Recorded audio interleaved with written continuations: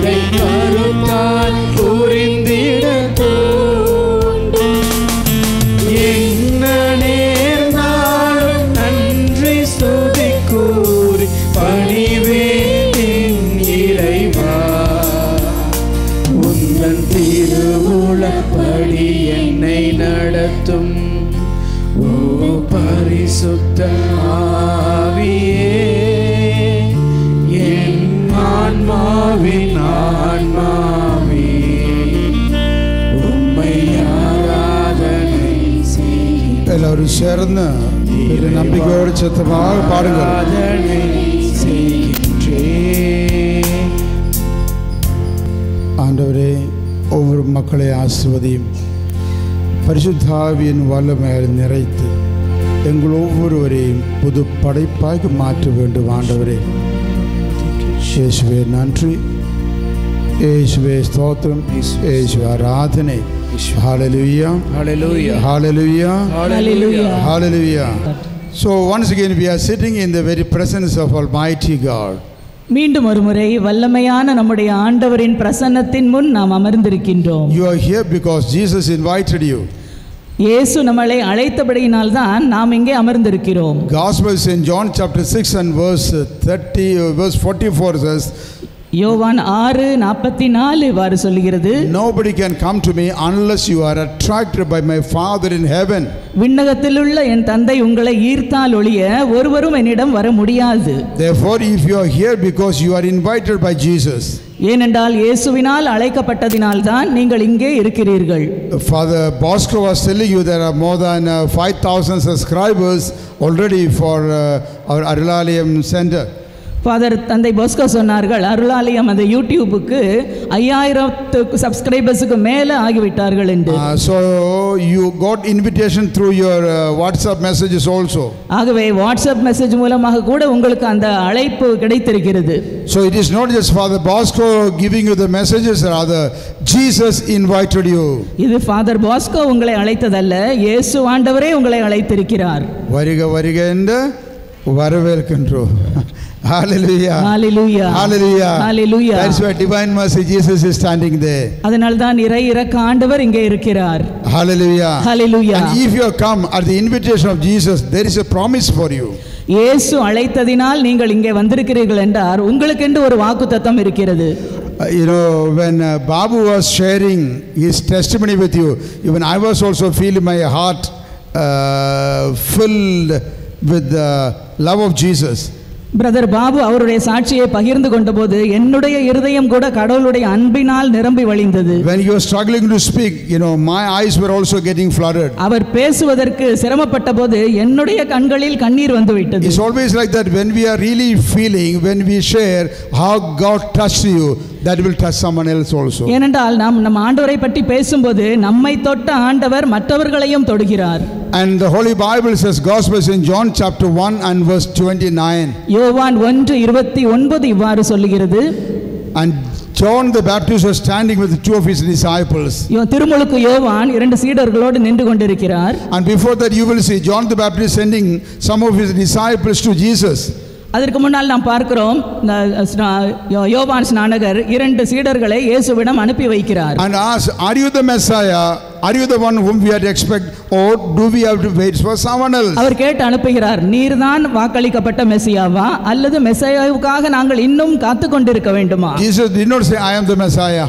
அவர் சொல்லவில்லை, நான் தான் மெசியா என்று சொல்லவில்லை. Jesus did not say I am not the Messiah. இயேசு நான் மெசியா இல்லை என்றும் சொல்லவில்லை. On the other hand, Jesus gave the answer like this. எதற்காக இயேசு இப்படிப்பட்ட ஒரு பதிலை கொடுக்கிறார்? You go and tell the one who sent you whatever you see and whatever you hear.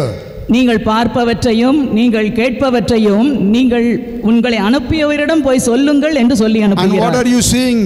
என்னத்தை பார்த்து கொண்டிருக்கிறீர்கள்? And the blind see. குருடர்கள் பார்வையற்றவர்கள் பார்க்கிறார்கள். அந்த பேச முடியாதவர்கள் பேசுகிறார்கள். அந்த முடமுற்றவர்கள் வந்து சுகமாகிறார்கள். The paralyzed get up and walk. உடல் ஊனமுற்றவர்கள் எழுந்து நடக்கிறார்கள். The demonic being delivered. பேய் பிடித்தவர்களுக்கு விடுதலை கிடைக்கிறது. And the good news is preached. அங்கே நற்செய்தியானது பறைசாற்றப்படுகிறது. And go and tell him this. அவரிடம் போய் இவற்றை எல்லாம் சொல்லுங்கள் என்று சொல்லி அனுப்புகிறார். The disciples of John Bernard told him. அந்த சீடர்களும் கூட யோவானிடம் போய் இதையெல்லாம் சொல்லுகிறார்கள். From these symptoms, John the Baptist concluded he is the Messiah. இந்த அறிகுறிகளை வைத்து அருளப்பர் ஸ்நாபக அருளப்பர் இதுதான் மெசியா என்று கண்டுகொள்கிறார். We are all very familiar with the COVID situation. அந்த கோவிட் பெருந்தொற்றை குறித்து நாம் எல்லாருமே நன்கு அறிந்திருக்கிறோம். Babu was also sharing about the COVID-19. Brother Babu கூட அதை பற்றி சொன்னார், கோவிட்-19 பற்றி. And then maybe somebody talking to you from far away ஒருவேளை தூரத்திலிருந்து யாராவது உங்களோடு பேசிக் கொண்டிருக்கலாம் and telling you I'm having severe fever. சொல்லுகிறார்கள் உங்களிடம், எனக்கு கடுமையான ஜுரம் இருக்கிறது. This was what I was talking to my provincial. என்னுடைய provincial-இடம் நான் பேசிக் கொண்டிருந்தது I was in Goa at that time. நான் அப்பொழுது கோவாவில் இருந்தேன். It was exactly this time. அது சரியாக இந்த காலகட்டம், இந்த நேரம் 2021. 2021. Just the day after the feast of Mother Mary. அன்னை மரியாளுடைய அந்த திருவிழாவுக்கு மறுநாள். Hallelujah. Hallelujah. Hallelujah. Hallelujah. We had gone, that was a severe lockdown time. அப்பொழுது லாக்டவுன் டைமாக இருந்தது. One of my companion, those who used to come to the church for prayer, asked me, Father, can you come and bless my farm? ஒருவர் என் கூட நண்பராக இருந்தவர் கோயிலுக்கு வருபவர் சொன்னார், தந்தையே எங்களிடம் வந்து என்னுடைய அந்த வயலை நீர் ஆசீர்வதிக்க முடியுமா? They had opened a new farm for the cattle farm. அவர்கள் கால்நடைகளுக்கென்று ஒரு பெரிய ஒரு ஃபார்ம் பண்ணையை திறந்திருந்தார்கள். Hallelujah. Hallelujah. Hallelujah. Hallelujah. Hallelujah. Hallelujah. So on the day of the feast of Mother Mary, because there were no big celebrations, and I said, okay, I will come. அன்னை மரியாளின் திருவிழாவென்று பெரிய ஒரு கொண்டாட்டம் எதுவும் இல்லாததால் நான் சொன்னேன், சரி நான் வருகிறேன் என்று. And told some of the people who used to come for the prayer, let's also go. ஜெபத்துக்கு வரவும் சிலரிடம் சொன்னேன், வாங்கள் நாம் எல்லாரும் சேர்ந்து போகலாம் என்று. And we were about 20 people, I think. ஏறக்குறைய 20 பேர் இருந்திருப்போம். We went in different vehicles. வெவ்வேறு வாகனங்களில் ஏறி சென்றோம். We had to go driving about 2 hours to the border of Goa and Maharashtra. கிட்டத்தட்ட 2 மணி நேரம் பயணம் செய்து கோவா மகாராஷ்டிரா அந்த எல்லைக்கு உட்பட்டு நாங்கள் சென்றோம். Hallelujah. Hallelujah. We went and we had a beautiful Jericho prayer. அங்கே போகும்போது நல்ல அருமையான ஒரு எரிகோ ஜெபம் நடந்தது. And that was about 40 acres, so big portion of land. 48 40 acres. 40 acre நிலம் அங்கே இருந்தது. And we went around praying the rosary. அந்த நிலத்தை சுற்றியே ஜெபமாலை செய்து கொண்டே ஜெபித்தோம். Carried Mother Mary also. அன்னை மரியாளின் சொரூபத்தையும் தூக்கி கொண்டு சென்றோம். It was hill and valley. அது மலைப்பாங்கான இடம். And finally we finished and came and we had food also together. ஒரு வேளையாக முடித்து எல்லாரும் ஒன்றாக சேர்ந்து உணவருந்தினோம். And we had been very happy. அங்கே எல்லாருக்கும் ரொம்ப சந்தோஷம். After a long time we had been coming together. நிறைய நாட்களுக்கு பிறகு எல்லாரும் ஒன்றாக சேர்ந்திருக்கிறோம். Otherwise everyone was locked down in their own home. இல்லை என்றால் ஒவ்வொருவரும் லாக்டவுனில் அவங்கவங்க சொந்த வீட்டிலேயே அடைபட்டு கிடந்தார்கள். The next day after this, some people called me and said, Father, I am having fever. மறுநாள் இதன் முடிந்த பிறகு சில பேர் என்னிடம் கால் பண்ணி சொன்னார்கள், ஃபாதர் எனக்கு ஜுரம் அடிக்குது என்று. Somebody said I am having severe body pain. ஒரு சிலர் எனக்கு நல்ல உடம்பு வலி வேற இருக்கிறது என்றார்கள். Another said having severe headache. ஒரு சிலர் எனக்கு பயங்கரமான தலைவலி இருக்கிறது என்றார்கள். Third person said, Father, I got breathing problem. ஒரு சிலர் எனக்கு மூச்சு விடுவதில் பிரச்சனை இருக்கிறது என்றார்கள். Somebody said, Father, no taste for anything what I eat. சிலர் சொன்னார்கள் சாப்பிடுவதற்கு எந்த ருசியுமே எனக்கு தெரியவில்லை என்று. Somebody said, Father, I got no smell of anything. No smell. No smell. அதாவது அந்த சுவாசனையில் அந்த வாசம் எடுக்கிற அந்த திறன் கூட என்னை விட்டு போய்விட்டது என்றார்கள். So within 2-3 days we got reports like this from one another. ஆகவே 2-3 நாட்களில் இப்படியான ஒரு அறிகுறிகள் எல்லாரிடமிருந்தும் தென்பட்டது. I am also having all these symptoms. எனக்கும் இந்த அறிகுறிகள் எல்லாமே இருக்கிறது. But I did not tell anyone that I am having any of these symptoms. ஆனால் இந்த அறிகுறிகள் எல்லாம் இருக்கிறது என்று நானும் ஒருத்தரிடமும் சொல்லவில்லை. I told them if the fever goes more than 104 or the symptoms are more, better you go to one of the health centers and have a COVID test. நான் நினைத்தேன், அதாவது ஜுரம் 104 டிகிரிக்கு மேலே போனால் அறிகுறிகள் எல்லாம் ரொம்ப மோசமாயிட்டா பக்கத்தில் உள்ள ஹெல்த் சென்டருக்கு போய் ஒரு கோவிட் டெஸ்ட் எடுத்துக்கொள்ளலாம் என்று இருந்தேன். I called one of my friend a doctor and said I am having these symptoms and fever is going high. நான் சொன்னேன், என்னுடைய டாக்டர் நண்பரிடம் சொன்னேன், இந்த அறிகுறிகள் எல்லாம் எனக்கு இருக்கிறது, ஃபீவரும் ஜாஸ்தியாகி கொண்டே போகிறது. I am taking what was the tablet? for fever? Dolo 650. Dolo. அந்த டோலோ 650 மாத்திரையை எடுக்கலாம். So after taking 3 days Dolo, then the doctor told me, Father, you also go for a COVID test. 3 நாள் அந்த டோலோ மாத்திரையை சாப்பிட்ட பிறகு டாக்டர் சொன்னார், நீங்களும் போய் ஒரு கோவிட் டெஸ்ட் எடுத்துக்கொள்ளுங்கள். We were afraid to go there because even if you have no COVID also, you go and take a COVID test, you come back with the COVID. ஏனென்றால் இல்லை என்று சொன்னாலும் கூட அங்கே போய் நின்று எப்படியாவது டெஸ்ட்டை எடுத்துக்கொண்டு தான் வர வேண்டும் என்கிறார்கள். Because people are all lining up there, no? ஏனென்றால் எல்லாருமே அங்கே கூட்டமாக கூடி இருக்கிறார்கள். Anyway, some of our members went and had their test. சில நண்பர்கள் போய் அந்த டெஸ்ட் எல்லாம் எடுத்துக்கொண்டு வந்தார்கள். And they were proved positive. அவர்களுக்கு எல்லாம் பாசிட்டிவ் என்கிற அந்த ரிசல்ட் வந்தது. Then I remembered 3 days before one person came to me for confession. அப்போதான் ஞாபகம் வந்தது, 3 நாளைக்கு முன்னால் ஒரு நபர் என்னிடம் பாவ சங்கீர்த்தனம் செய்வதற்கு வந்தார். All the churches was closed in Goa. கோவாவில் உள்ள எல்லா கோயில்களையும் மூடிவிட்டார்கள். And no mass anywhere. எங்கேயும் திருப்பலி இல்லை. And nowhere, nobody ready for confessions also. யாரும் பாவ சங்கீர்த்தனம் கேட்பதற்கு குருக்கள் இல்லை. Ours was a very small ashram. எங்களுடைய ஆசிரம் வந்து மிக சிறியது. And the chapel was one of our room only. இந்த சாப்பல் என்பது எங்களுடைய ஒரு ரூமை தான், அறையை தான் சாப்பலாக வைத்திருந்தோம். And just before the mass, we were only entertaining about maximum 5 to 10 people. Before the mass, one person coming and asking, Father, can I make my confession? அதாவது பூசைக்கு 5-6 பேர் தான் வருவார்கள். அந்த பூசைக்கு முன்னால் ஒருத்தர் வந்து சொல்றார், தந்தையே உங்களிடம் பவர் சங்கீர்த்தனம் செய்யலாமா என்று. First I thought, no confessions, nobody confession now because COVID. நான் முதலில் நினைத்தேன் பாவ சங்கீர்த்தனம் கொடுக்காது, ஏன்னா கோவிட் நேரம், யாருக்கும் பாவ சங்கீர்த்தனம் கொடுப்பதில்லை. No big confessionals and all. Confessional, no place. அந்த பாவ சங்கீர்த்தன தொட்டியில் கூட இடம் எல்லாம் கிடையாது அங்கே. But second time I thought, I'm a priest. If this person will die tomorrow, then God will ask me for the answer for his soul. இரண்டாவது எந்த எண்ணம் வந்ததென்றால், நான் ஒரு குரு, நாளைக்கே இந்த மனிதன் பாவ சங்கீர்த்தனம் செய்யாமல் இறந்து விட்டால் ஆண்டவர் என்னைத்தான் கேள்வி கேட்பார். Confession and holy mass only a priest can do. பாவ சங்கீர்த்தனமும் திருப்பலி பூசையும் ஒரு குருவானவரால் தான் நடத்தி வைக்க முடியும். I told him, come. நான் சொன்னேன், வா என்று. And there is a small office, so he just sat across the table and he had his confession. சின்ன ஒரு ஆஃபீஸ் ரூமாக இருப்பதால் நான் இந்த பக்கமும் அந்த மேசைக்கு அந்த பக்கமும் அந்த நபர் உட்கார்ந்து அவருடைய பாவ சங்கீர்த்தனத்தை சொன்னார். And then we had the mass also. அதன் பிறகு பூசையும் நடந்தது. After the mass we met each other, gave shake hand and all, and then dispersed. திருப்பலி முடிந்த பிறகு எல்லாரும் கைகுலுக்கி கொண்டு பிறகு எல்லாரும் கலைந்து சென்றோம். The third day I'm hearing the message, the brother of the one who came to me for confession, he died of COVID. அதன் பிறகு 3 நாளைக்கு பிறகு எனக்கு செய்தி வருகிறது, அந்த பாவ சங்கீர்த்தனம் செய்த நபருடைய சகோதரர் கோவிடினால் அவர் இறந்து போனார் என்று. And after 2 days I'm getting the message that the one who came to me for a confession is admitted seriously with COVID. அதன் பிறகு அந்த நியூஸ் செய்தி என்ன வருகிறது என்றால், என்னிடம் பாவ சங்கீர்த்தனம் செய்த வந்த நபருக்கு மிகவும் சிவியராக அந்த கோவிட் வந்து ஆஸ்பத்திரியில் அட்மிட் பண்ணி இருக்கிறார் என்று. It was after the next day of this confession that we all went for the Jericho prayer. இந்த பாவ சங்கீர்த்தனம் முடிந்த மறுநாள் தான் நாங்கள் எல்லாரும் சேர்ந்து அந்த எரிகோ ஜெபத்துக்கு சென்றது. So I was successful enough to transfer my COVID to others also. ஆகவே எனக்கு இருந்த அந்த கோவிடை மற்றவர்களுக்கு பரப்புவதில் நான் வெற்றி அடைந்தேன். Though I never thought that this person had COVID. எனக்கு தெரியாத அப்போது இந்த நபருக்கு அந்த கோவிட் இருந்தது என்று. And then I'm confirmed, all those who are telling now these symptoms, they all got COVID.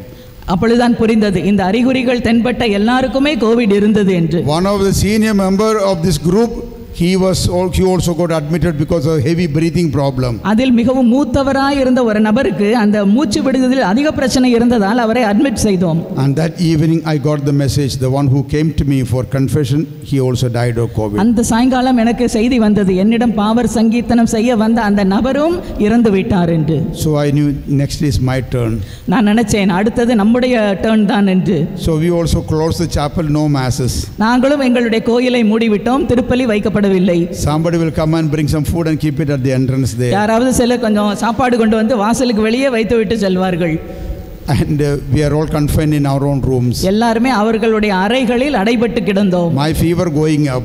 ஆனால் என்னுடைய ஜுரம் அதிகமாகிக் கொண்டே போகிறது. Smell and taste also. அதாவது அந்த ஸ்மெல்லோ டேஸ்டோ எதுவுமே இருக்கவில்லை. Loose motion also. அந்த வயிற்றுப்போக்கும் ஆகிவிட்டது. And maybe getting up at night 4 or 5 times for going to toilet. அதாவது இரவு நேரத்தில் தூக்க நேரத்தில் 4-5 முறை எழுந்து பாத்ரூமுக்கு போக வேண்டிய நிலைமை.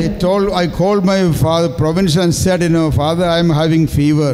நான் புரொவின்ஷியலுக்கு ஃபோன் பண்ணி சொன்னேன், தந்தையே எனக்கு ஜுரம் இருக்கிறது என்று. Next answer he asked, maybe COVID or not. ஒருவேளை அவர் கேட்கிறார் அடுத்தபடியாக கோவிடாக இருக்குமோ? I said no. நான் சொன்னேன் இல்லை என்று. Though I knew it is COVID. எனக்கு தெரியும் அது கோவிட் தான் என்று, ஆனாலும் இல்லை என்று சொன்னேன். Anyway, I wrote a parting letter for my provincial telling that, okay, these are my wishes and these are what is to be done. This is by the account, this is the money is there. I got some property in my home, so what is to be done about all that thing? I wrote a letter and kept it in my mass book, because if any priest dies after the burial, the first thing the superior will look is the mass account book. How many masses you received, how many you said. So there is a special book for that. So I kept it in that, sealed it and kept it to the provincial superior from Father Augustine Mundigar, my last will and testament. என்னுடைய கடைசி உயில், அதாவது எனக்கு என்னென்ன இருக்கிறது, என்னென்ன ஏற்பாடுகள் செய்ய வேண்டும், என் பெயரில் என்னவெல்லாம் இருக்கிறது என்பதையெல்லாம் ஒரு லிஸ்ட் போட்டு எழுதி அந்த திருப்பலி புத்தகத்துக்குள் வைத்துவிட்டு நான் போய்விட்டேன் ப்ரொவின்ஷியலுக்கு என்று அதில் எழுதி. என்றால் ஒரு குருவானவர் இறந்து போனார் என்றால் முதலில் அந்த சுப்பீரியர் பார்க்கக்கூடியது எதுவென்றால் இந்த திருப்பலி புத்தகத்தை திறந்துதான் பார்ப்பார் அவர் உள்ள என்ன இருக்கிறது என்று. Hallelujah. Hallelujah. So I did not lock my rooms after that. அதன் பிறகு நான் அந்த வீட்டு அறை கதவையும் நான் தாழ்பால் போடவில்லை. Praise the Lord. Praise the Lord. Anyway, make it short, after 5 days we survived. Anyway, அப்படி இருந்தும் கூட 5 நாளைக்கு பிறகும் கூட உயிரோடு இருந்தோம். All this group survived. அந்த மொத்த குரூப்புமே எல்லாரும் பிழைத்து கொண்டார்கள். Hallelujah. Hallelujah. Hallelujah. Hallelujah. So I was giving you the clue that, when you give the symptoms, the question will come, can it be COVID or can it be cancer, can it be something else. ஆகவே எந்த ஒரு அறிகுறி நமக்கு தென்பட்டாலும் உடனே என்ன தோணுகிறது, நமக்கு இது கோவிடாக இருக்குமோ அல்லது கேன்சராக இருக்குமோ என்றுதான் எண்ண தோன்றுகிறது. Hallelujah. Hallelujah. Hallelujah. Hallelujah. Hallelujah. Hallelujah. In the same manner, when we come before the Lord and we start praying from our symptoms, He knows where is our heart and what is our need. ஆகவே ஆண்டவர் முன்னால் வந்து நம்முடைய அறிகுறிகளோடு நாம் ஆண்டவரிடம் ஜெபிக்க போகும்போது அவருக்கு தெரியும் நம்முடைய தேவை என்ன என்று. And that is why we are here right now.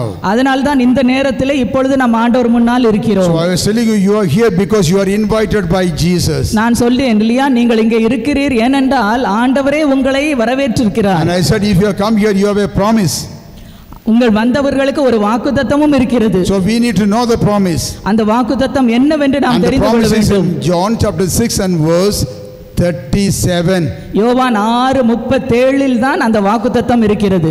Anyone who will come to me, I will never send you back empty handed. என்னிடம் வருபவர்களை நான் வெறும் கையோடு திருப்பி அனுப்பவே மாட்டேன். என்னிடம் வருபவரே நான் வெறும் கையோடு திருப்பி அனுப்ப மாட்டேன். வெறும் கையோடு திரும்பி அனுப்ப மாட்டேன். Hallelujah. Hallelujah. Hallelujah. Hallelujah. Hallelujah. Hallelujah. Therefore, Jesus gives you this standing promise. Anyone who will come to me, I will never send you back empty handed. ஆகவே இயேசு இந்த வாக்குறுதியை உங்களுக்கு கொடுக்கிறார். தன்னிடம் வருபவருக்கு அவரை வெறுங்கையோடு ஆண்டவர் ஒருபோதும் அனுப்ப மாட்டார். So you must put your hand on that page in that Bible and say, Lord Jesus, you invited me.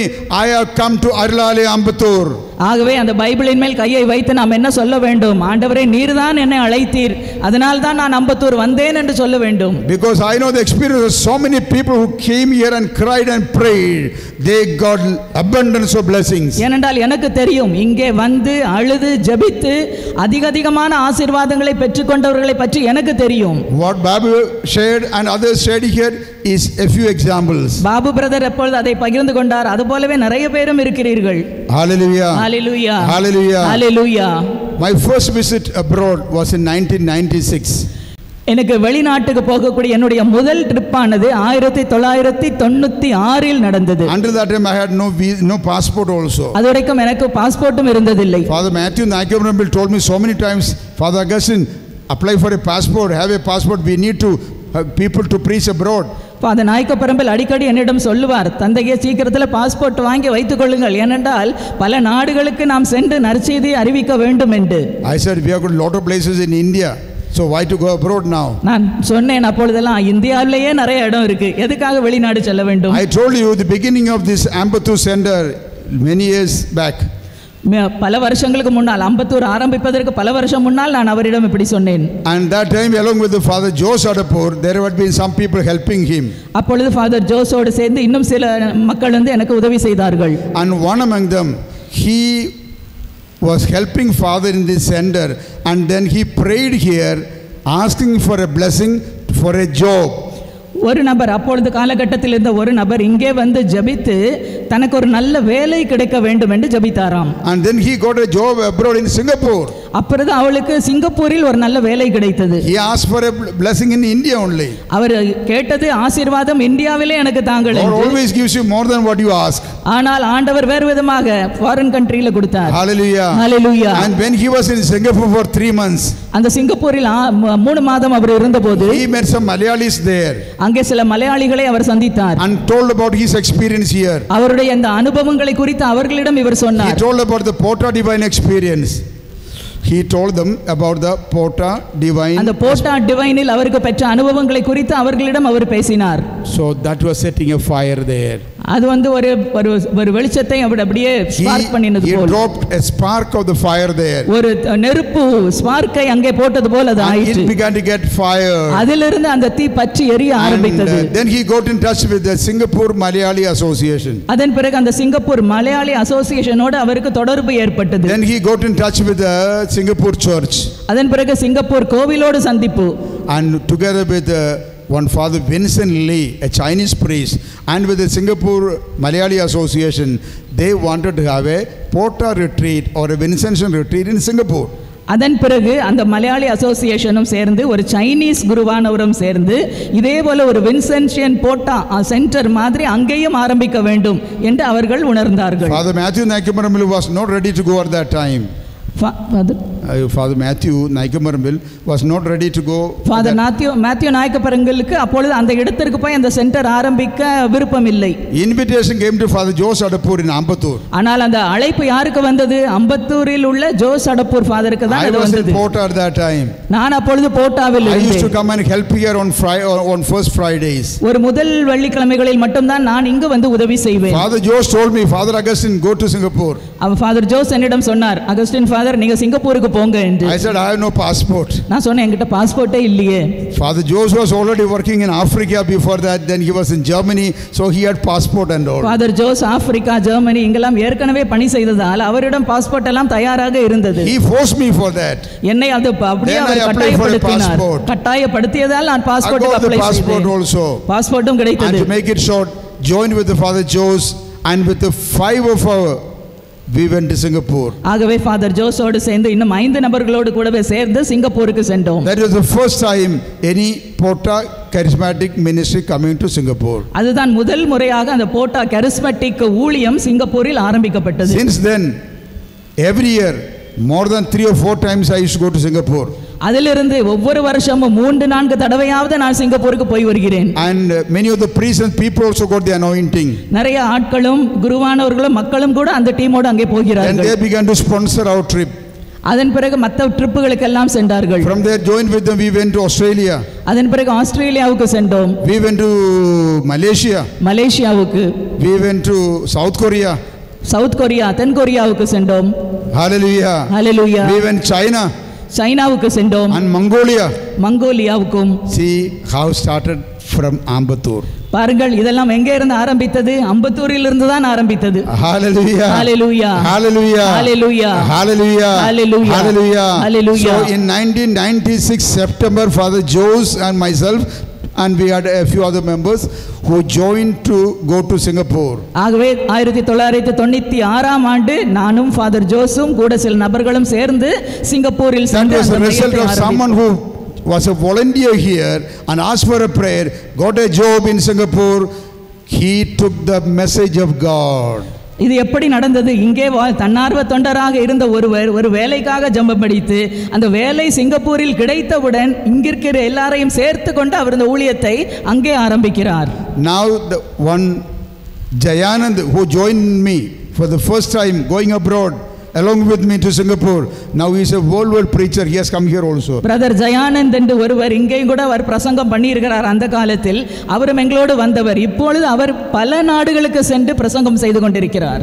One Mary who joined with me, she was an illiterate woman, only knows to read and write Malayalam. As a intercessor came with me to Singapore. மேரி என்று ஒரு பெண்மணி, அதாவது பரிந்துரை ஜெபம் செய்ய வருவார்கள் என்னோடு சேர்ந்து. அவரும் எங்களோடு சேர்ந்து சிங்கப்பூருக்கு வந்தார்கள். And her son joined the Vincentian congregation. அவர்களுடைய மகன் வந்து வின்சென்ஷியன் சபையிலே சேர்ந்து விட்டார். That time he was only 15-year-old. அப்பொழுது அந்த பையனுக்கு வெறும் 15 வயதுதான். And some of the Singaporeans were prepared to sponsor the seminarian and to become a priest. சில சிங்கப்பூரில் உள்ள வசிக்கிற மக்கள் எல்லாம் இந்த பையனுக்கு ஸ்பான்சர்ஷிப் கொடுத்து அவனை குருவாக மாற்றுவதற்கு ஆசைப்பட்டார்கள். Now he is a priest in Vincentian congregation. இப்பொழுது வின்சென்ஷியன் சபையிலேயே அவர் குருவானவராக இருக்கிறார். He was with me in Goa. என்னோட கோவாவுக்கு வந்திருந்தார். Now he is the director of our Smile Village, Vettukudi, looking after the abandoned and the sick and the orphans. இப்பொழுது எங்களுடைய அந்த village, தத்தெடுத்து கொண்ட வில்லேஜில் அந்த அனாதைகள், ஆதரவற்றவர்களை பார்ப்பதற்கு பொறுப்பாளராக அவர் இருக்கிறார். Next month he is going to Singapore. அடுத்த மாசம் அவரும் சிங்கப்பூருக்கு போகிறார். And going to Australia also. அதன் பிறகு Australia. See how God is helping. Prayer started from Arulale Ambattur. ஆண்டவர் எப்படி உதவி செய்கிறார் பாருங்கள். அருளாலயம் அம்பத்தூரிலிருந்து ஆரம்பிக்கப்பட்ட ஜெபம் இப்படியாக செயலாற்றுகிறது. I told you in the morning, Franco Kunye from Sri Lanka, who was kneeling down in the stones just in front of the chapel over here, cried and prayed. God made him an evangelizer in a big country. நான் உங்களிடம் ஏற்கனவே சொன்னேன், அந்த Franco கூங்கன் என்ற ஸ்ரீலங்காவில் உள்ள நபர் இந்த அருளாலயத்துக்கு முன்னாலே எங்கள் தரையிலே மண்டியிட்டு அழுது ஜபித்த போது ஆண்டவர் இப்பொழுது அவரை உலகம் முழுவதும் எடுத்து பயன்படுத்துகிறார். ஹalleluya ஹalleluya ஹalleluya ஹalleluya ஹalleluya ஹalleluya. நன்றி இயேசுவே, நன்றி இயேசுவே, போற்றி இயேசுவே, போற்றி இயேசுவே. ஹalleluya ஹalleluya ஹalleluya ஹalleluya. praise the Lord, praise the Lord. ആ പുളിക്കലെ മേരി ആന്റിയുടെ റിലേറ്റീവ് എന്ന് പറഞ്ഞ ഒരു ചേച്ചി എന്ന് പറഞ്ഞ ആളാരെവിടെയാ? ഓക്കെ.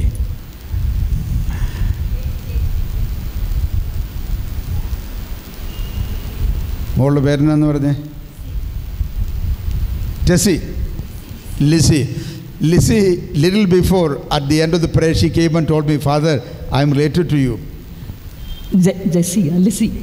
லிசி என்கிற இந்த சகோதரி கொஞ்ச நேரத்துக்கு முன்னால் சாமியார்கிட்ட வந்து சொன்னாங்களாம், சாமியாரை நானும் நீங்கள் எனக்கு சொந்தக்காரர் என்று. Because she told me, see, from your family there is one Mary. She is married to her brother. உங்கள் குடும்பத்தில் உள்ள அந்த மேரி என்ப பெண்மணி இவர்களுடைய சகோதரருக்கு திருமணம் செய்யப்பட்டவர். And that Mary is my auntie, my father's sister. அந்த மேரி யார்? ஃபாதரினுடைய ஆண்டி, அதாவது ஃபாதருடைய அப்பாவினுடைய சகோதரி. I am very close to her because when she was a teacher, she was staying with my father in my father's house, and then she was teaching in our school. அவர் என்னுடைய தந்தையினுடைய வீட்டிலேயே வசித்து அவர் ஒரு ஸ்கூலிலே போதித்து teach பண்ணி கொண்டிருந்தார். For about 2 years. 2 years. 2 years only. Otherwise she is in her own home. அது ஒரு 2 வருஷ காலமாக அப்படி இருந்தார்கள். What I am trying to tell you is that she was diagnosed with the cancer just 2 years back. 2 வருஷத்துக்கு முன்னால் cancer என்று அவர்களுக்கு கண்டுபிடிக்கப்பட்டது. And that was diagnosed with the breast cancer. breast cancer ஆக இருந்தது. And then that spread into the whole body. அந்த cancer ஆனது உடம்பு முழுவதும் பரவி விட்டது. And she was taking treatment. சிகிச்சை எடுத்தார்கள். And the process of the chemotherapy, the doctor said after second chemo she cannot stand the chemo anymore. அந்த chemotherapy இரண்டாவது டோஸ் எடுத்த பிறகு அவர்களால் எழுந்து நிற்க கூட முடியவில்லை. Because that is spread the whole body. உடம்பு முழுவதும் அது ஸ்ப்ரெட் ஆகிவிட்டது. Including liver, heart and kidney, all systems are affected. ஈரல், இருதயம், அந்த கிட்னி எல்லா இடத்திலையும் அது அப்படியே பரவி விட்டது. And she was admitted to one of the major cancer hospitals. ஒரு பெரிய கேன்சர் ஆஸ்பத்திரியில் அவர்கள் அட்மிட் செய்யப்பட்டார்கள். And every second day you have to tap out the fluid collection from the stomach. அந்த வயிற்றிலிருந்து அந்த ஏற்படுகிற அந்த லிக்விட், அந்த ஃப்ளூயிடை ஒரு நாள் விட்டு ஒரு நாள் அவர்கள் அதை வெளியே எடுக்க வேண்டி இருந்தது. And the stomach was bulging up and bulging up. அவருடைய வயிறானது அப்படியே உப்பிக் கொண்டிருந்தது. And severe pain. பயங்கரமான வலி. Not able to breathe. மூச்சு விட முடியவில்லை. And of course, I was very close to her and she was also very close to me in my soul. என்னுடைய ஆன்மாவிற்கு அவர்கள் மிகவும் நெருக்கமாக இருந்தார்கள். நானும் அவர்களோடு மிகவும் நெருங்கி இருந்தேன். She wanted to meet me. அவர்கள் என்னை சந்திக்க வேண்டும் என்றார்கள். I went and met her in the hospital. அவர்களை ஆஸ்பத்திரியில் நான் சந்தித்தேன். And she was in an acute situation. அவர் மிகவும் ஒரு மோசமான நிலைமையில் இருந்தார்கள். And my family members, including the vakil and auntie, they all told me, if you want to see auntie, go and meet her. I don't think we are going to get her back. அவர்கள் சொன்னார்கள், ஆண்டியை சந்திக்க வேண்டும் என்றால் இப்போவே போய் பார்த்து விடுங்கள், ஏனால் இதற்கு பிறகு அந்த வாய்ப்பு நமக்கு கிடைக்குமா என்னவென்று தெரியாது. And the messages passed in our family group and all that, you know, she is in a critical condition. அந்த செய்தியானது அவர்கள் மோசமான நிலைமையில் இருக்கிறார்கள் என்கிற செய்தி குடும்பத்தில் எல்லாருக்கும் தெரியப்படுத்தப்பட்டது. So we all knew that there is no chance of survival, and we were ready at any time to get ready for her departure. ஆகவே அவர்களுடைய கடைசி நிமிடம் எப்பொழுதும் வரலாம், அதற்காக நாங்கள் எல்லாரும் தயாராக இருந்தோம். And when I went to meet her, she was not able to even sit up. நான் அவர்களை சந்திக்க சென்றபோது அவர்களால் உட்கார கூட முடியவில்லை. With much difficulty she sat down in the bed. கஷ்டப்பட்டு அந்த படுக்கையிலே அவர்கள் எழுந்து உட்கார்ந்தார்கள். And I knelt down at her feet and I laid hand on her and I prayed. நான் அவர்கள் பக்கத்தில் முழங்கால் படியிட்டு அவர்கள் தலைமேல் என் கைகளை வைத்து அவர்களுக்காக ஜெபித்தேன். And she asked me one question. I heard that you have healed so many people. Why don't you pray for me to Jesus? அவர்கள் ஒரு கேள்வி என்னிடம் சொன்னார்கள், நிறைய பேருக்கு ஜெபித்து சுகம் கொடுத்திருக்கிறாயாமே, சுகம் கிடைத்திருக்கிறதே. And she told me, you know, all my duty in my is over. She's a retired teacher and both the children are also married and settled. And she said, only pray for me for a clear passage. Go peacefully. அவர்கள் என்ன சொன்னார்கள், என்னுடைய பிள்ளைகளை எல்லாம் நன்றாக நான் settle செய்து விட்டேன், எனக்காக ஒன்றே ஒன்றுதான் நீ ஜெபிக்க வேண்டும், அதாவது விண்ணகத்துக்கு போவதற்கு என்னுடைய பாதையை நீ தெளிவாக்கி கொடு என்றார். When she said that thing, I could not bear that. அதை அவர்கள் சொன்னபோது என்னால் தாங்கிக் கொள்ளவே முடியவில்லை. I could not bear that she is going to be no more. அவர்கள் இனிமேல் இருக்க மாட்டார்கள் என்பதை என்னால் And I எண்ணி பார்க்க literally முடியவில்லை. cried and prayed. நான் அழுது ஜெபித்தேன். And I said, Jesus, there is nothing impossible with you. நான் இயேசுவிடம் சொன்னேன், இயேசுவே உம்மால் முடியாதது என்று ஒன்றுமே இல்லை. If you can bring back that Lazarus back to life, I claim my marriage back to you. இறந்து போன லாசருவுக்கு உயிர் கொடுத்தீரே, அப்படி நீர் செய்தீர் என்றால் என்னுடைய இந்த ஆண்டிக்கும் நீர் உயிர் கொடுப்பீர் என்று நான் நம்புகிறேன். With the tears I prayed. கண்ணீரோடு நான் ஜெபித்தேன். Both of us cried and prayed. இரண்டு பேருமே அழுது ஜெபித்தோம். And the doctors had already said, you can take her home, there is no chance of survival. மருத்துவர்கள் ஏற்கனவே சொல்லிவிட்டார்கள், இவர்களை வீட்டுக்கு கொண்டு போய் விடுங்கள், பிழைப்பதற்கு வழியே கிடையாது. I tell you, my brothers and sisters, the next day her blown up belly came down.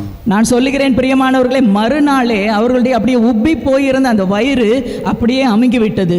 And the swelling of the body disappeared. அந்த உடம்பில் உள்ள வீக்கம் எல்லாம் அப்படியே குறைந்து போனது.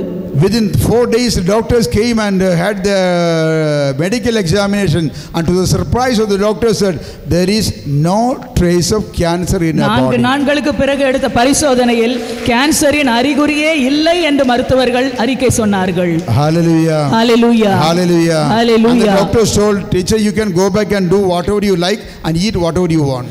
மருத்துவர்கள் டாக்டர் சொன்னார்கள், வீட்டுக்கு போய் என்ன வேணா செய்யலாம், எதை விரும்பினாலும் அதை நீங்கள் சாப்பிடலாம் என்று சொன்னார்கள். And now it is more than 1 year. இது நடந்து ஒரு வருஷத்துக்கும் மேலாகி விட்டது. She is doing everything normal. எல்லாவற்றையுமே அவர்கள் சாதாரணமாக செய்கிறார்கள். I never knew that, she had a sister-in-law over here. So I'm telling this, when I go back I will tell auntie that I met you here. அவர்களுடைய சொந்தக்காரர்களான இவர்கள் இங்கே இருக்கிறார்கள் என்று தெரியவில்லை, போன உடனேயே சொல்லுவேன் இவர்களை நான் பார்த்தேன் என்று. Now when she came and told me just after the session over here, I thought, this is also another testimony. நான் இவர்களிடம் வந்து சொன்னபோதே நான் நினைத்தேன், இதுவும் இன்னொரு மிகப்பெரிய சாட்சி என்று. Praise the Lord. Praise the Lord. Hallelujah. Hallelujah. Hallelujah. Hallelujah. So give a mighty clap to the Lord. கடவுளுக்கு வல்லமையான ஒரு கரங்களை நாம் தட்டுவோம். Praise the Lord. Praise the Lord. Praise the Lord. Praise the Lord. So this is an anointed place. ஆகவே இந்த இடம் அபிஷேகம் பண்ணப்பட்ட ஒரு இடம். And when you enter an anointed place, your whole body becomes anointed. ஒரு அபிஷேகம் பண்ணப்பட்ட இடத்திற்குள் நீங்கள் நுழையும் போது நம்முடைய முழு உடலுக்குமே அந்த அபிஷேகம் கிடைக்கிறது. Because God told Solomon when he was building the temple, I have chosen this place. ஏனென்றால் சாலமோன் அந்த கோயிலை கட்டும்போது ஆண்டவர் அவரிடம் சொல்லுகிறார், நான் இந்த இடத்தை தேர்ந்தெடுத்திருக்கிறேன். Anyone who will come and pray, I will answer their prayers. இங்கு வந்து யாரெல்லாம் ஜெபிக்கிறார்களோ அவர்களுடைய ஜெபத்தை நான் கேட்பேன். Hallelujah. Hallelujah. Hallelujah. Hallelujah. Hallelujah. Hallelujah. Therefore my brother, my sister, there are anointed places. ஆகவே பிரியமானவர்களே, இப்படி அபிஷேகம் நிறைந்த இடங்கள் இருக்கிறது. There are anointed people.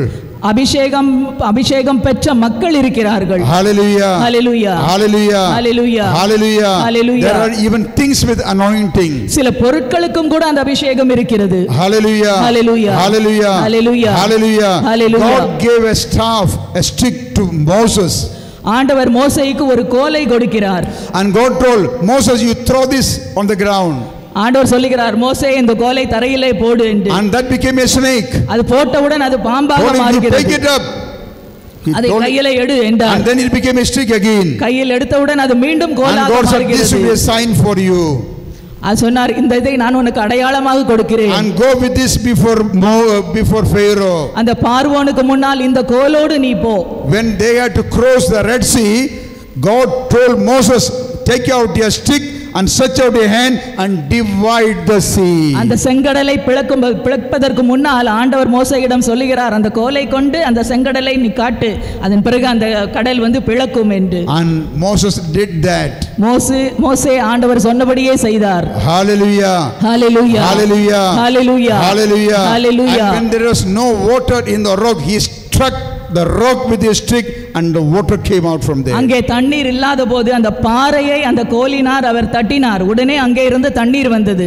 That's why I told you there are certain things that are anointed. ஆகவே தான் நான் உங்களுக்கு சொன்னேன், அபிஷேகம் பெறப்பட்ட சில பொருட்களும் இருக்கிறது. That's why you get a rosary which is blessed by a priest. ஆகவே தான் நம்ம ஜெபமாலை வாங்கும்போது ஒரு குருவானவரால் அது ஆசீர்வதிக்கப்பட வேண்டும். That's why you get a picture which is blessed, the divine mercy or a Mother Mary or anything.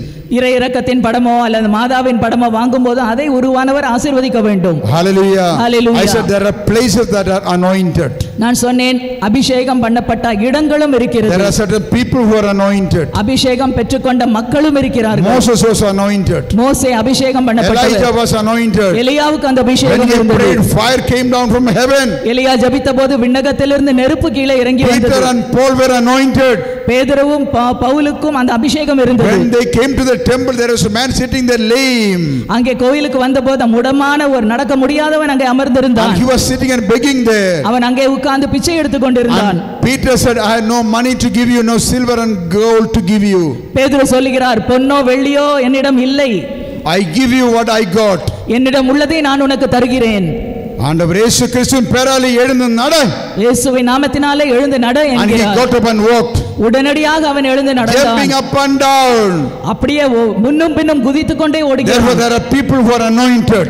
ஆகவேதான் அபிஷேகம் பண்ணப்பட்ட In the name of Jesus, when they pray, miracles and healings will happen. இயேசுவின் நாமத்தினால் அவர்கள் ஜெபிக்கும்போது அதிசயங்களும் அற்புதங்களும் நடக்கும். And Jesus told his disciples, you go and pray in my name, you will do greater things than I did. இயேசு சீடர்களிடம் சொல்லுகிறார், நீங்கள் போய் என் நாமத்தினால் ஜெபியுங்கள், அப்பொழுது நான் செய்ததை விட பெரிய காரியங்களை நீங்கள் செய்வீர்கள். And that's why you go to anointed places and you meet the priests or people with anointing, they will pray for you, they will pray over you. ஆகவேதான் அபிஷேகம் பண்ணப்பட்ட இடங்களுக்கு சென்று அபிஷேகம் பெற்றுக்கொண்ட ஆட்களின் மூலமாக நீங்கள் ஜெபம் செய்யும்போது அவர்கள் உங்களுக்கு ஜெபித்தால் உங்களுக்கு அதிசயங்கள் அற்புதங்கள் நடக்கும். Hallelujah. Hallelujah. Hallelujah. Hallelujah. I said there are persons that are anointed. ஆகவே அபிஷேகம் பண்ணப்பட்ட நபர்கள் இருக்கிறார்கள். There are places that are anointed. அபிஷேகம் பெற்றுக்கொண்ட இடங்கள் இருக்கிறது. There are things that are anointed. அபிஷேகம் நிறைந்த பொருட்களும் இருக்கிறது. Blessed oil, anointing oil is an anointed thing. அதாவது திருமுழுக்கு அபிஷேகம் பண்ணப்பட்ட எண்ணெயும் இருக்கிறது. You get a palm leaves on Palm Sunday which is blessed and anointed. குருத்தோலைகளையும் கூட அந்த குருவானவர் ஆசீர்வதித்து அபிஷேகம் பண்ணுகிறார். In the same manner there are times that are anointed. இதே மாதிரி நேரங்களுக்கும் கூட அந்த அபிஷேகம் இருக்கிறது. The Bible says you shall honor the day of the Lord. பைபிளில் நாம் வாசிக்கிறோம், ஆண்டவருடைய அந்த ஓய்வு நாளை நீ வந்து மதிப்பாயாக. Therefore every Sunday is an anointed day. ஆகவே ஒவ்வொரு ஞாயிற்றுக்கிழமையும் அபிஷேகம் பண்ணப்பட்ட நாள். Every Sabbath is an anointed day. ஒரு சனிக்கிழமையும் அபிஷேகம் பண்ணப்பட்ட நாள். Last 8 days preparing for the birth of Mother Mary, we call 8 days of the fasting and prayer. 8 November is an anointed time. அன்னை மரியாளின் அந்த பிறப்பு விழாவுக்கு முன்னால் உள்ள 8 நாட்களும் அபிஷேகம் பண்ணப்பட்ட நாட்களாக கருதப்படுகிறது. Those days when you fast and you pray, you get special blessings. அந்த நாட்களில் நீங்கள் உபவாசம் இருந்து ஜெபிக்கும்போது விசேஷ ஆசீர்வாதங்கள் உங்களுக்கு கிடைக்கும். And the story is being told about why this has become a feast of celebration in preparation for the birth of Mother Mary. 8 days of the fasting and prayer. அந்த மாதாவின் பிறந்த நாளை கொண்டாடுவதற்கு முன்னால் உள்ள 8 நாட்களிலும் நோன்பிருந்து ஜெபிப்பதை குறித்த ஒரு கதையும் இருக்கிறது. In Kerala this is very famous. கேரளாவில் இது மிகவும் பிரசித்தி பெற்றது. Especially among women. முக்கியமாக பெண்கள் மத்தியில் Most women in Kerala church, they will be with a special fasting, prayer and bodily abstinence. They are preparing for the birth of Mother Mary. கேரளாவில் நிறைய பெண்மணிகள் உபவாசம் இருந்து ஜெபம் பண்ணி, அதாவது சுத்த போசனம் அனுசரித்து அந்த 8 நாட்களும் ஜெபிப்பார்கள் அன்னை மரியாவின் பிறந்த நாள் விழாவிற்காக. There is a tradition behind that. இதற்கு பின்னால் ஒரு பாரம்பரியம் இருக்கிறது. In those days of the Muslim inversion, Tipu Sultan was coming and invading the places. ஆகவே அந்த இஸ்லாமியர்கள் வாழ்ந்த காலகட்டத்தில் திப்பு சுல்தான் என்பவர் அந்த இடத்தை அப்படியே கைப்பற்ற வருகிறார். So he was invading all the places in northern part of Kerala. அதாவது அந்த கேரளாவின் அந்த மேற்கு பகுதியில் உள்ள பல பகுதிகளை திப்பு சுல்தான் தன்னுடைய ஆட்சிக்குள் கொண்டு வருகிறார். Wherever Tipu comes for invading, he and his army, they used to destroy, means that they used to abuse all the girls and the women. அந்த திப்பு சுல்தானும் அவர்கள் கூட வருபவர்களும் அந்த இடத்தை எந்த இடத்தை எல்லாம் கைப்பற்றுகிறார்களோ அந்த இடத்தில் உள்ள பெண்களையும் இளம் சிறுமிகளையும் அவர்கள் பலவந்தப்படுத்துவார்கள். Hallelujah. Hallelujah. Hallelujah. Hallelujah. Hallelujah. Hallelujah. So this the invasion of Tipu was going on.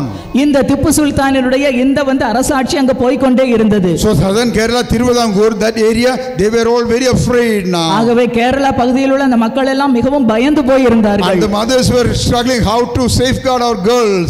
அந்த தாய்மார்களுக்கு எல்லாம் பயம், தன்னுடைய பெண் குழந்தைகளை எப்படி பாதுகாப்பது என்று. All the ladies were praying, how can we be safe from the attack of this brutal man? எல்லா பெண்களும் ஜெபித்தார்கள், இந்த மோசமான ஆணினுடைய பிடியிலிருந்து நாங்கள் எப்படி தப்பிப்பது. And the tradition says all the women, they declared fasting and prayer. அந்த பாரம்பரியம் என்ன சொல்கிறது என்றால் அந்த பகுதியில் உள்ள எல்லா பெண்களும் நோன்பிருந்து ஜெபிக்க ஆரம்பிக்கிறார்கள். And they began to pray to Blessed Virgin Mary. எல்லாரும் அன்னை மரியாளிடம் ஜெபிக்கிறார்கள். Oh Blessed Virgin Mary, eternal Virgin Mother, save our virginity and keep our chastity and save our girls and women. நித்திய கன்னியான அன்னை மரியாளே, எங்களையும் எங்கள் பெண் குழந்தைகளையும் அந்த கன்னித்தன்மையையும் நீர்தான் காப்பாற்ற வேண்டும் என்று. All the 8 days without eating and fasting and prayer, they were praying to Mother Mary. சாப்பிடாமல் நோன்பிருந்து இரவும் பகலும் அவர்கள் அன்னை மரியாளிடம் ஜெபித்துக் கொண்டிருந்தார்கள். On the 8th day, on the day of the feast of Mother Mary, அதாவது 8 நாளும் அன்னை மரியாளின் பிறந்த நாள் அன்றும் கூட there was untold heavy rain that day. அப்பொழுது சொல்லப்பட முடியாத ஒரு மிகப்பெரிய மழை அங்கே இருந்தது. And the rain was so heavy that it flooded the Periyar river. அந்த மழை அவ்வளவு அதிகமாக இருந்ததால் அந்த பெரியாறு ஆறையே அது அப்படியே மூடிக்கொண்டது. Those days there were no bridges. அந்த காலத்தில் எல்லாம் அந்த மாதிரி பாலங்கள் எல்லாம் இல்லை. The river was flooding and so forcefully flowing so that Tipu could not cross this side. அந்த ஆறானது பெருக்கெடுத்து ஓடியபடியால் திப்பு சுல்தானால் அந்த ஆற்றை கடந்து இந்த பக்கம் வர முடியவில்லை. So he had to return. ஆகவே அவனுடைய நாட்டிற்கு திரும்பி செல்கிறான். And we know the history that he was being defeated and killed by the British. ஆகவே எதிரிகள் எல்லாம் அப்படியே தோற்கடிக்கப்பட வேண்டும், அவர்கள் அழிந்து போக. So in memory of this prayer and fasting by the women, all the women, and now not only women, most of us, we keep a fast and pray for these 8 days time for prayer. இதன் காரணமாகத்தான் இன்றும் கூட கேரளாவில் அந்த 8 நாட்களும் எல்லாருமே அதாவது உபவாசம் இருந்து ஜெபிப்பதை ஒரு பாரம்பரியமாக வைத்திருக்கிறார்கள். On 25 days on Christmas we will be fasting and praying. 25 கிறிஸ்மஸுக்கு முன்னால் அந்த 25 நாட்களும் கூட இதே போல தான் உபவாசம் இருந்து ஜெபிப்பார்கள். Lenten days 40 days we fast and pray. தவக்காலத்தில் 40 நாட்களும் உபவாசம் இருந்து ஜெபிப்பார்கள். In the same manner, my brother, my sister, there are certain days that we are kept apart for the prayer. ஆகவே பிரியமானவர்களே, சில நாட்கள் என்று இருக்கிறது, அதாவது ஜெபத்துக்கென்றே குறிக்கப்பட்டு தனித்து வைக்கப்பட்ட certain நாட்கள். time set apart for prayer. அதாவது ஜெபிப்பதற்கென்று ஒரு நேரத்தை ஒதுக்கி வைக்கிறோம். And the other day when I was talking to somebody, I would call them on the phone. அன்னைக்கு ஒரு நாள் ஒருவரிடம் பேசிக் கொண்டிருந்த போது நான் போனில் அவர்களை நான் கூப்பிட்டேன். And I knew 4 members in their family. I called all the 4 people. எனக்கு தெரியும் அந்த குடும்பத்தில் உள்ள 4 நபர்கள், 4 பேருக்கும் ஆளுக்கு ஒரு தனி போன் இருக்கிறது. Phone ringing, no answer. Phone அடிக்கிறது, ஆனால் யாரும் அந்த போனை எடுக்கவில்லை. After 1 hour they called me back. 1 மணி நேரத்துக்கு பிறகு அவர்கள் என்னை தொலைபேசியில் திருப்பி அழைத்தார்கள். They told me, Father, that was our prayer time. சொன்னார்கள், ஃபாதர், அது எங்களுடைய ஜெப நேரம். In the families, in the evening, every day, 7 to 8 is our family prayer. எங்களுடைய குடும்பத்தில் ஒவ்வொரு நாளும் 7 லிருந்து 8 மணி வரைக்கும் அது வந்து ஜெப நேரம், குடும்ப ஜெப நேரம். And they told me, we recite the rosary, we read the Bible, we kneel down 1 hour, every member, including the elderly person, we are all praying. அந்த ஜெப நேரத்தில் என்ன செய்வார்களாம்? ஜெபமாலை செய்து பைபிள் வாசித்து குடும்பத்தில் உள்ள எல்லாரும் வயதானவர்கள் கூட 1 மணி நேரம் முழுதாக முழங்கால் படியிட்டு ஜெபிப்பார்கள். And we won't pick up any phone at that time. அந்த நேரத்தில் எந்த போன் வந்தாலும் அந்த போனை நாங்கள் எடுப்பதில்லை. And the door will be open. Anybody who comes in, they can come and join, or they will sit there. We will not stop the prayer and go and attend them. எங்களுடைய வீட்டு கதவு அந்நேரம் திறந்திருக்கும். ஜெப நேரத்தில் யாராவது உள்ளே வந்தால் எங்களோடு சேர்ந்து அவர்களும் கூட அமர்ந்து ஜெபிப்பார்கள். And they got 2 daughter-in-law in their house. அந்த வீட்டிலே வந்து அந்த daughter-in-law 2 பேர் மருமகள்கள் இருந்தார்கள். And மருமகள் also follow the timetable of the house. அந்த மருமகள் எல்லாரும் சேர்ந்து அங்கே இருந்தார்கள். I was telling you, time for the prayer. நான் சொன்னேன் ஜெபத்துக்கென்று ஒதுக்கப்பட்ட நேரம். And I know they are blessed abundantly by the Lord. அவர்கள் அப்படி ஜெபிப்பவர்கள் ஆண்டவரால் அபரிமிதமாக ஆசீர்வதிக்கப்படுகிறார்கள். So I was telling you, my brother, my sister, for you today, this is the time, a day set apart for you, anointed day. ஆகவே பிரியமானவர்களே, நான் உங்களுக்கு சொல்லுகிறேன், இன்றைக்கு இந்த நேரம் அபிஷேகம் பண்ணப்பட்ட நேரம், ஜெபத்துக்கென்று பிரித்து வைக்கப்பட்ட நேரம். Today being a Saturday, you could have been sitting at home watching some TV serial or cinema. இன்று சனிக்கிழமை வீட்டில் உட்கார்ந்து ஏதாவது டிவியோ சீரியலோ பார்த்து கொண்டிருந்திருக்கலாம். You could have been going for any other entertainment. அல்லது வேற யாராவது ஒரு நிகழ்ச்சிக்கு போயிருக்கலாம். God did not allow you go there. He attracted you to come here. கடவுள் உங்களை அங்கெல்லாம் போக விடவில்லை, மாறாக இங்கே அழைத்து கொண்டு வந்து விட்டார். Hallelujah. Hallelujah. Hallelujah. Hallelujah. So I told you there is an anointed place. ஆகவே நான் சொன்னேன், இது ஒரு அபிஷேகம் பண்ணப்பட்ட இடம். And my brother, my sister, your home is an anointed place. இந்த ஹால் வந்து ஒரு அனாயிண்ட் பண்ணப்பட்ட No, your own home. உங்களுடைய சொந்த வீடும் ஒரு அபிஷேகம் பண்ணப்பட்ட இடம்தான். Hallelujah. Hallelujah. Because the priest came and blessed by the laying of the foundation stone.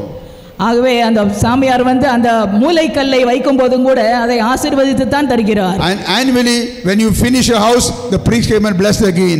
ஆகவே வீடு கட்டி முடிந்த பிறகும் கூட சாமியார் வந்து அந்த வீட்டை ஆசீர்வதித்தார். Then you had the inauguration of the house. அதன் பிறகு தான் அந்த வீட்டில் நாம் பால் காய்க்கிறோம். Every year the priest will come and bless your house. எல்லா குருவானவர்களும் அந்த வீட்டை வந்து ஆசீர்வதிப்பார். You place a photo or the statue of Jesus in your house. ஆகவே இயேசுவினுடைய அந்த ஒரு சுரூபத்தை நாம் அங்கே வைக்கிறோம். Your home is a place anointed. உங்களுடைய வீடு அபிஷேகம் பண்ணப்பட்ட ஒரு இடமாக மாறுகிறது. Therefore Saint Paul says, know that nothing befitting the temple of God should happen in your house. That means your home is not a liquor house. This is not a film theater. That is not a adulterous house. ஆகவே உங்களுடைய வீடு பரிசுத்தமான வீடு, கெட்ட காரியங்கள் விபச்சார பாவங்கள் நடக்கிற இடமாக அது இருக்க கூடாது. And anybody who want to come with liquor and things like that in your house, kindly be good enough and strong enough to say, sorry, we don't entertain these things in this house. This is a temple of God. ஆகவே உங்களுடைய வீட்டில் தகாத காரியங்கள் நடைபெறுவதற்காக சில பேர் வரும்போது நீங்கள் தைரியமாக சொல்ல வேண்டும், இல்லை இல்லை, எங்கள் வீடு பரிசுத்தமான இடம், இதில் இப்படிப்பட்ட காரியங்கள் நடக்க கூடாது என்று நாம் சொல்ல வேண்டும். And writing to the letter to Hebrews says, know that your bedroom is a temple of God. அங்கே எபிரேயர் புத்தகத்திலே நாம் வாசிக்கிறோம், உங்களுடைய படுக்கை அறை கூட ஆண்டவர் வசிக்கின்ற ஆலயமாய் இருக்கிறது. Your bedroom should be sacred and sanctified like the altar and the sanctuary of the Lord. உங்களுடைய படுக்கை அறை கூட அந்த ஒரு பரிசுத்தமான பீடம் போல அது பாதுகாத்து பரிசுத்தப்படுத்தப்பட வேண்டும். And you must maintain that spirit in your house. ஆகவே இப்பேற்பட்ட ஒரு பரிசுத்தமான ஒரு நிலைமையை உங்கள் வீட்டில் நீங்கள் பாதுகாக்க வேண்டும். No hitting and arguments and talking bad words and dirty things in the house. ஆகவே அங்கே ஏச்சு பேச்சு, கெட்ட வார்த்தை பேசுதல், விவாதிப்பது இதெல்லாம் உங்கள் வீட்டில் நடைபெறக்கூடாது. Hallelujah. Hallelujah. Hallelujah. I know certain family who went to Velangani. While they were returning from there, the vehicle met with an accident and 2 people died in that. எனக்கு தெரியும், ஒரு தெரிந்த குடும்பம் வேளாங்கண்ணிக்கு போய் கொண்டு வந்துகின்றிருக்கிற வேளையில் ஒரு ஆக்சிடென்ட் ஆகி 2 பிள்ளைகள் இறந்து போகிறார்கள். And from that family they never go to church afterwards. அதன் பிறகு அந்த குடும்பத்திலிருந்து யாரும் கோயிலுக்கு போவதே இல்லை. And they were asking the question, why Mother Mary could not protect my family? அவர்கள் என்ன கேட்கிறார்கள்? அன்னை மரியாள் ஏன் எங்கள் குடும்பத்தினரை காப்பாற்றவில்லை? We went to Velangani and we were coming back, and why we could not be saved? Velankanni போய் பிறகுதானே வந்து கொண்டிருந்தோம், அப்படி இருந்தும் அவர்கள் எங்களை காப்பாற்றவில்லையே. When I went for a parish retreat, the parish priest told me, Father, in this parish such an sad thing happened, so that family they never come to church after that. பங்கு தந்தை ஒருமுறை ஒரு பங்குக்கு சென்றிருந்த போது அவர் சொன்னார், தந்தையே இந்த குடும்பத்துக்கு ஒரு அசம்பாவிதம் நடந்ததால் அந்த நாளிலிருந்து அவர்கள் கோயிலுக்கு வருவதே கிடையாது. Others were also asking them, you went to Velangani and prayed, and why this has come to you? மற்றவர்கள் எல்லாம் என்ன கேட்கிறார்கள்? வேளாங்கண்ணிக்கு தானே போய் ஜெபிச்சிட்டு வந்தீங்க, அப்படி இருந்தும் உங்க குடும்பத்துக்கு ஏன் இப்படி நடந்தது? Some people said maybe because you did something wrong which was unpleasant to Mother Mary. ஒரு சிலர் சொல்கிறார்கள், அன்னை மரியாளுக்கு பிடிக்காத ஏதோ ஒரு காரியம் நீங்க செஞ்சிருக்கீங்க, அதனால தான் இப்படிப்பட்ட ஒரு சோக சம்பவம் உங்க வீட்ல நடந்திருக்கு. People said maybe there was a curse on you. சில பேர் சொல்கிறார்கள் உங்கள் மேல் ஏதோ ஒரு சாபம் இருக்கிறது. And the question is, when the tsunami came, many people died in Velangani also. இன்னும் ஒன்று என்னென்றால், சுனாமி வந்தபோது அதிக மக்கள் இறந்தது வேளாங்கண்ணியில் தான். In Sri Lanka, during the LTT war, when the Ranamum was bombing, many people took shelter in the Madhu Mada Church, which is like the Velangani in India, Madhu Mada Church. Even those who were hiding under the altar, they died in the bomb blast. அங்கே வந்து ஸ்ரீலங்காவில் மடுமாதா கோயில், நம்ம தமிழ்நாட்டில் இருக்கிற வேளாங்கண்ணி மாதிரி அந்த கோயில், அங்கே எல்டிடி பாம்பிங் நடந்தபோது அந்த மடுமாதா கோவிலுக்குள் தஞ்சம் புகுந்த பலரும் கூட அந்த பாம் பிளாஸ்டிலேயே பீடத்தின் முன்னாலேயே இறந்து போனார்கள். Asking the question, Mother could not protect us or not? அப்படி இருந்தும் நம்ம கேட்கிறோம் பாருங்க, மாதாவால் எங்களை காப்பாற்ற முடியாதா என்று. Somebody came and told me, Father, when you came to Sri Lanka in Velavate, in St. Anthony's, Father, I was there. Who was that? ஒருத்தர் இங்கே வந்து சொன்னார்கள், தந்தையே நீங்கள் ஸ்ரீலங்காவுக்கு வந்தபோது அந்த கோயிலில் நானும் இருந்தேன் என்று. Okay, what is your name? Rita told me, Father, I was there in Sri Lanka at that time when you came there. Yes, in Colombo, in Valavate, I used to go there to do the ministry. So Rita is now here. Very good. Praise the Lord. Praise the Lord. Hallelujah. Hallelujah. Hallelujah. Hallelujah. My brothers and sisters, the same question came when this father asked me, Father, can you go to their house and pray for them? அதே போல தான் இந்த கேள்வி வந்தது பாருங்க, தந்தையே அவர்கள் வீட்டுக்கு போய் உங்களால் ஜெபிக்க முடியுமா என்று. Then parish priest told me also, Father, I don't know how they will welcome you or receive you. பங்கு தந்தை சொன்னார், நீங்கள் போகும்போது அவர்கள் எல்லாம் உங்களை எப்படி வரவேற்பார்களா என்னவென்று என்னால் சொல்ல முடியாது. Because they are against the church, they say they have no faith, they don't pray now. ஏனென்றால் அவர்கள் விசுவாசத்தை விட்டு விலகி விட்டார்கள், அந்த நம்முடைய கோயிலுக்கு எதிராக அவர்கள் இருக்கிறார்கள். I went in their house. நான் அவர்கள் வீட்டுக்கு போனேன். They welcomed me. என்னை அவர்கள் நன்றாக வரவேற்றார்கள். It was 2 years since this event happened. இந்த சம்பவம் நடந்து 2 வருடம் ஆகிறது. And they were still sad. சோகமாக இருந்தார்கள். And I said, I am Father Augustine Mundagad and come from Porta to conduct the retreat in this parish and all that. நான் என்னை பற்றி அறிமுகம் செய்த நான் தான் ஃபாதர் அகஸ்டின் முண்டைக்காட் போட்டாவிலிருந்து தியானம் நடத்துவதற்காக நான் இங்கே வந்திருக்கிறேன் என்றேன். And they told me we saw the posters and the ads in the publicity. அவர்கள் சொன்னார்கள், உங்கள் படம் பெயர் எல்லாம் போட்ட போஸ்டர் எல்லாம் நான் பார்த்தேன் என்று. I didn't want to ask them why you are not coming or anything like that. நான் ஏன் நீங்கள் எல்லாம் கோயிலுக்கு வரவில்லை என்றெல்லாம் நான் அவர்களை கேட்கவில்லை. But they told me, Father, parish priest may have told you about our family. அவர்கள் சொன்னார்கள், தந்தையே எங்களுடைய பங்கு தந்தை எங்கள் குடும்பத்தை பற்றி உங்களிடம் ஒருவேளை சொல்லி இருப்பார்கள். And then one of the ladies, she began to speak out. அதன் பிறகு அங்கிருந்த ஒரு பெண் பேச ஆரம்பித்தாள். Initially they were very angry and ferocious. தொடக்கத்திலேயே மிகவும் கோபமாக சீற்றமாக இருந்தார்கள். Later they were sad. பிறகு சோகமானார்கள். At the end of it they asked me this question, why God allowed this, Father? பிறகு கடைசியில் என்கிட்ட கேட்டார்கள், கடவுள் ஏன் இதை எங்களுக்கு அனுமதித்தார்? Is that God alive? Why God took away the lives of our beloved people?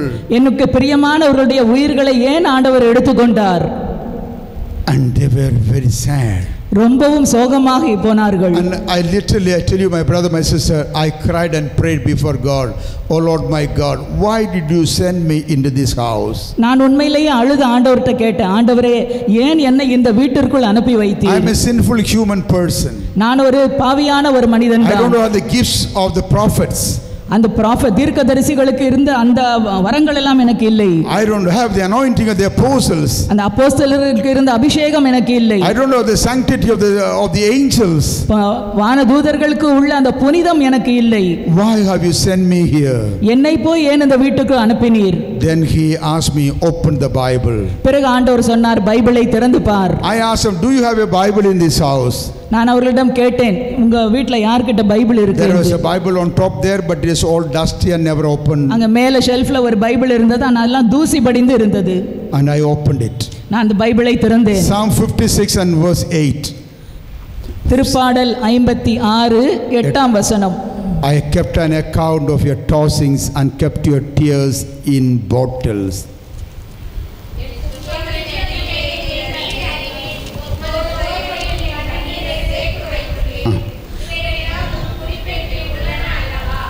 என் துன்பங்களின் எண்ணிக்கையை நீர் அறிவீர். உமது தோற்பையில் என் கண்ணீரை சேர்த்து வைத்துள்ளீர். இவையெல்லாம் உம் குறிப்பேட்டில் உள்ளன அல்லவா? இவையெல்லாம் என் குறிப்பேட்டில் உள்ளன.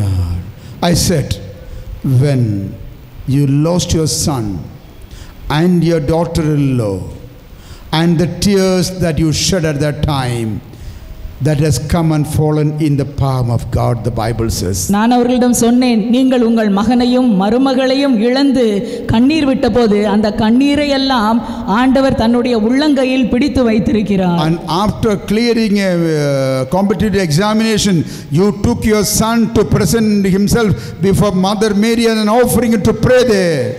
ஒரு காம்படிட்டிவ் பரீட்சையை முடித்த பிறகு உங்கள் மகனை கூட்டிக் கொண்டு அன்னை மரியாளிடம் அவனை ஒப்புக் கொடுத்து அவனுக்காக ஜெபிக்க அவனை கூட்டிக் கொண்டு சென்றீர்கள். And when you came back, you lost your son. அப்படி திருப்பி வரும்போது மகனை இழந்து விட்டீர்கள். And the troubles you had all these times, Bible says, is all in my books. அந்நேரத்திலிருந்து உங்களுக்கு ஏற்பட்ட எல்லாவித கஷ்டங்களும் துன்பங்களையும் ஆண்டவர் என்ன சொல்லுகிறார்? என்னுடைய குறிப்பேட்டில் எழுதி வைத்திருக்கிறேன் என்கிறார்.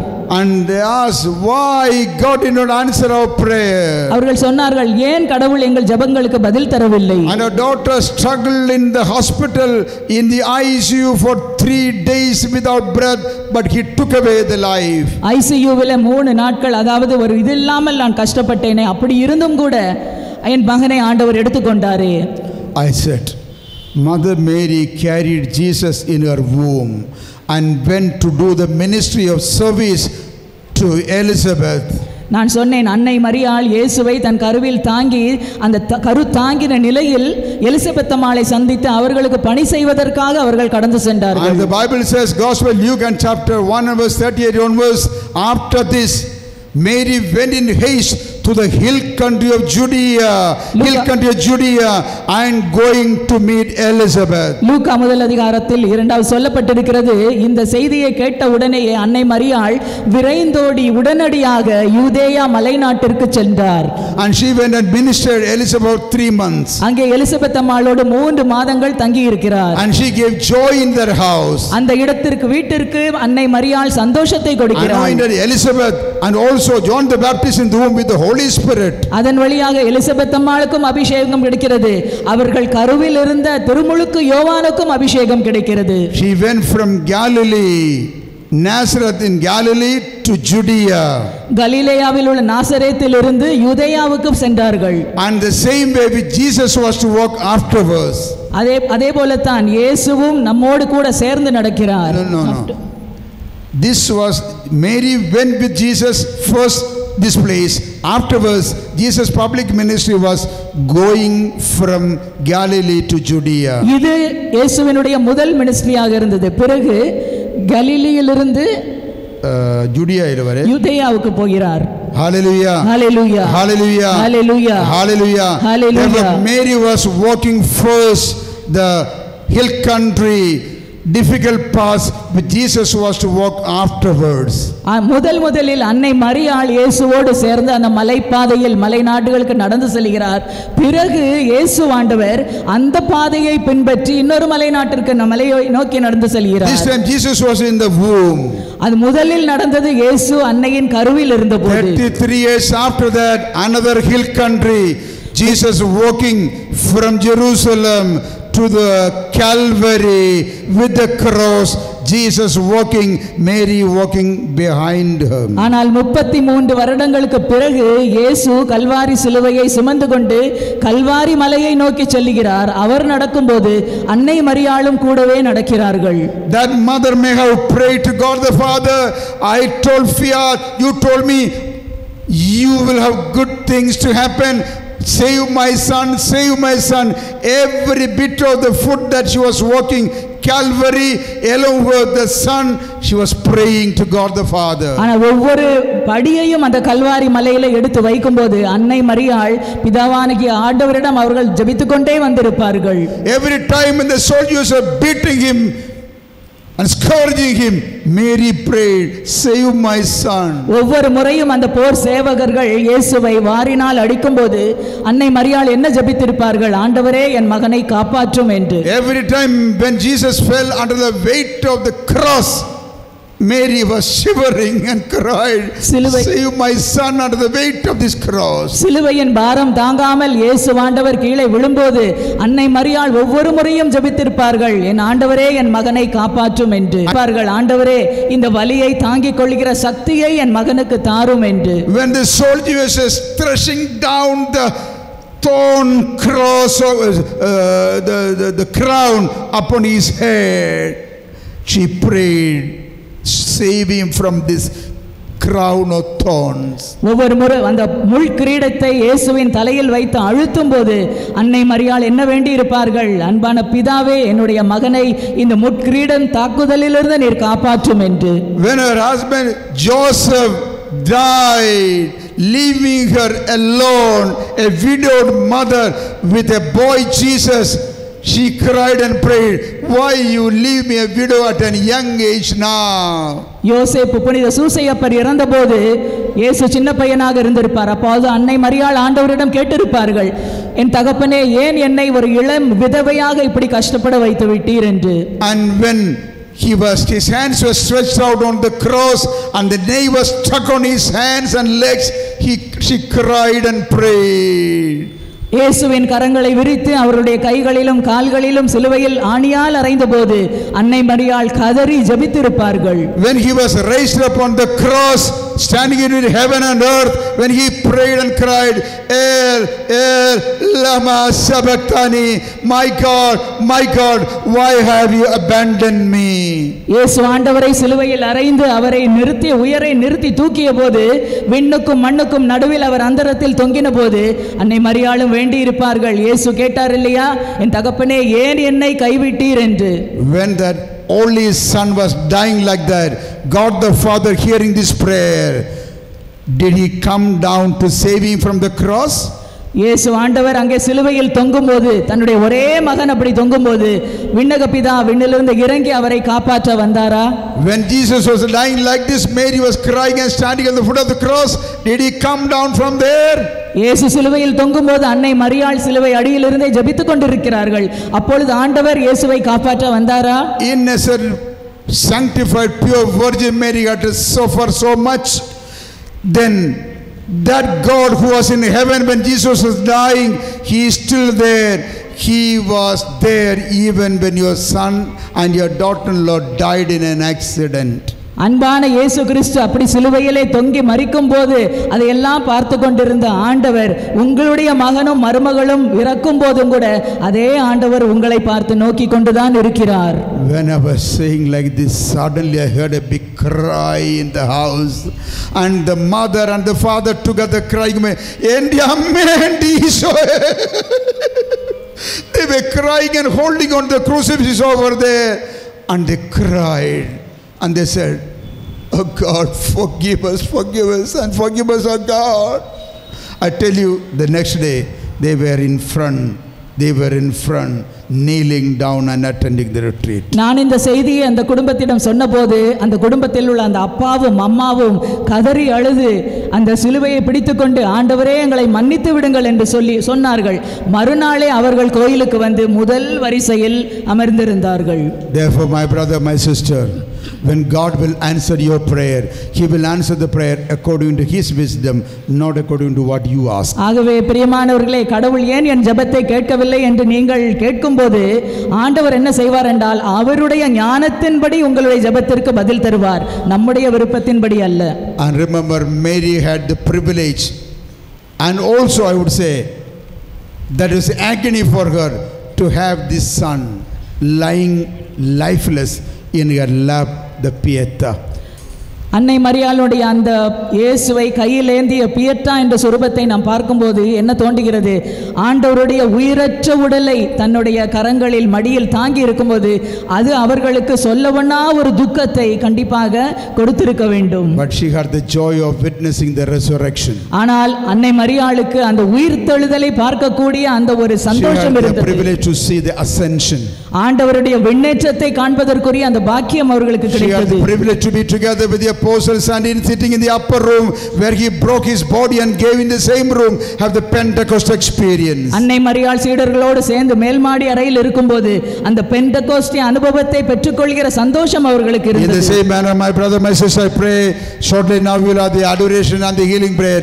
You will also have that Pentecost experience, being with Jesus, anointed by the Holy Spirit. ஆகவே பிரியமானவர்களே, இந்த ஆராதனை நேரத்தில் நீங்களும் இயேசுவோடும் அன்னை மரியாளோடும் வீற்றிருக்கும்போது அதே பெந்தெகோஸ்தே அனுபவம் உங்களுக்கும் கிடைக்கும், அந்த சந்தோஷமும் உங்களுக்கு உண்டாகும். Amen. Amen. Hallelujah. Hallelujah. Hallelujah. Hallelujah. Hallelujah. Hallelujah.